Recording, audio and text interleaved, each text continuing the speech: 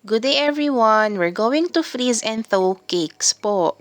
Ang pag-freeze ng cakes po can save you a lot of time or should I say energy since hindi nyo kailangan gawin lahat in just one day, from baking to cake decorating. So here's how I do it po. Balutin ng cling wrap or ng plastic wrap. I prefer my cakes po na hindi tanggalin sa pan. Ang freezing ay hindi nakakapagpabago ng texture at ng lasa ng cake kung maayos ang pagkakabalot nito. So, i-make sure na properly sealed ito.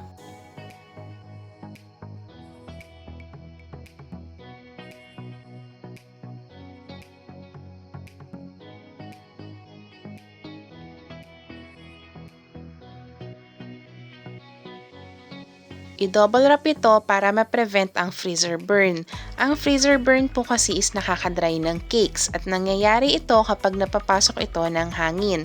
So, i-wrap ito ng another layer ng cling wrap or ng plastic wrap.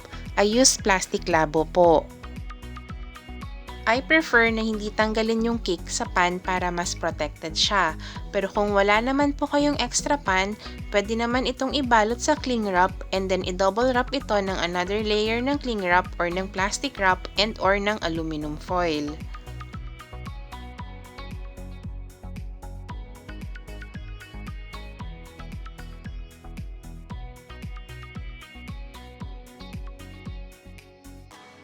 Balutin ito ng maingat at ng maayos para hindi ito bumakat or at least maging minimal lang yung dents nito sa cake.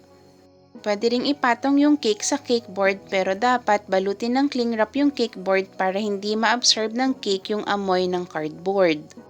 Kung magkakasya ito, pwede ring ilagay ito sa loob ng ziplock or ng plastic wrap or ng container po.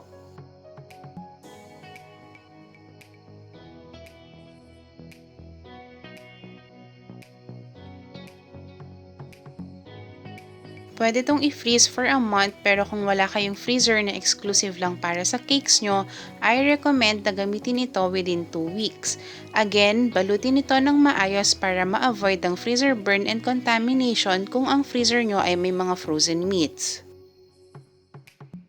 Ang frozen na cakes ay nagsishrink pero will expand din habang tinothaw.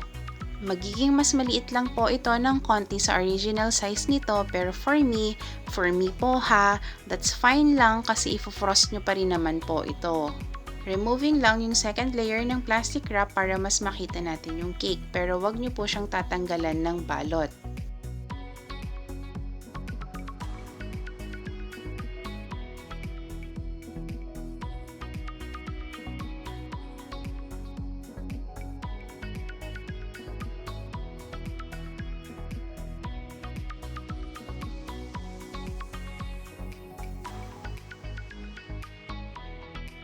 Again po, huwag tatanggalan ng balot habang tinothaw para yung condensation is sa ibabaw mapunta ng wrapper at hindi sa cake po.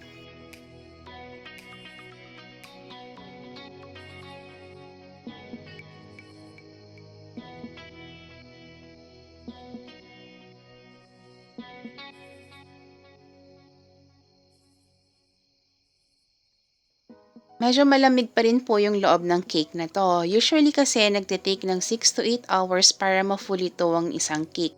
Pero will also depend naman sa size ng cake nyo po. Pwede rin itong i-thaw sa refrigerator bago ilagay sa room temperature. Pwede rin pong mag-freeze ng mga cookie bars like brownies and mga drop cookies. Ang mga bar cookies po ay hindi nagsishrink pero wag nyo siyang tatanggalin sa pan.